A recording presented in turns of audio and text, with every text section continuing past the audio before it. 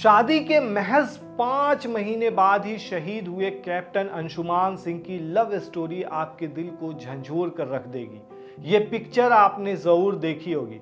दरअसल 19 जुलाई 2023 को सियाचिन बंकर में अचानक आग लग गई, जिसमें फंसे अपने साथियों को देखकर regimental medical officer captain Anshuman Singh धधकती आग के बीच कूद पड़े। अपने साथियों को सुरक्षित बाहर तो निकाल लिया, लेकिन खुद शहीद हो गए। इनकी कहानी सुनकर आंखों में आंसू आ जाएंगे। देवरिया के रहने वाले अंशुमान की शादी पठानकोट की रहने वाली स्मृति से 10 फरवरी 2023 को हुई थी। करीब 2 महीने बाद ही अंशुमान का सियाचिन में पोस्टिंग कर दिया गया। वहीं शादी के 5 महीने बाद ही यानी 19 जुलाई को उनकी शहादत की खबर आ गई। ताबूत में तिरंगे में लिपटा पार्थिव शरीर देखकर पत्नी और परिवार के बीच कोहराम मच गया।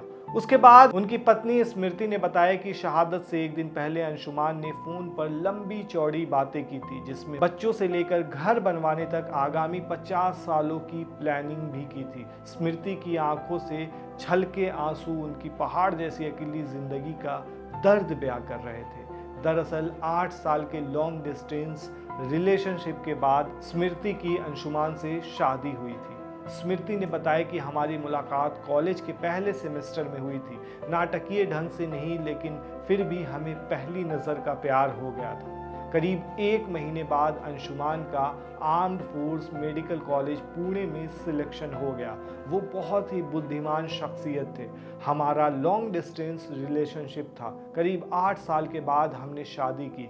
दुर्भाग्य की बात यह है कि शादी के 2 महीने बाद ही उनकी पोस्टिंग सियाचिन में हो गई। वहीं इसमें सबसे दर्दनाक बात जो है वो ये है कि शहादत के एक दिन पहले यानी 19 जुलाई को स्मृति से अंशुमान की बात हुई। बात ऐसी कि सुनकर आपकी आंखों में आंसू आ जाएगा। स्मृति बताती हैं कि जब मुझे कॉल आया तब बच्चों से लेकर घर बनवाने तक लगभग 50 सालों की हमने प्लानिंग की थी। उसके अगले दिन जब कॉल आया कि अब वो नहीं रहे, मैं ये बात एक्सेप्ट करने के लिए बिल्कुल भी तैयार नहीं थी। मैं सोच रही थी कि शायद अभी ये सच नहीं है, लेकिन आज मेरे हाथ में कीर्ति चक्र है। वो एक हीरो है, रियल हीरो। वहीं आगे की पहाड़ जैसी जिंदगी को लेकर स्मृति ने कहा कि मैनेज करूंगी, क्योंकि उन्होंने बहुत कुछ मैनेज किया है। उन्होंने अपनी जिंदगी परिवार को दे दी।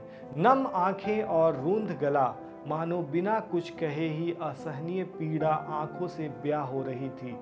स्मृति के पति की शहादत और कीर्ति चक्र हाथों में थामते ही वीरांगना स्मृति का सब्र का बांध टूट गया।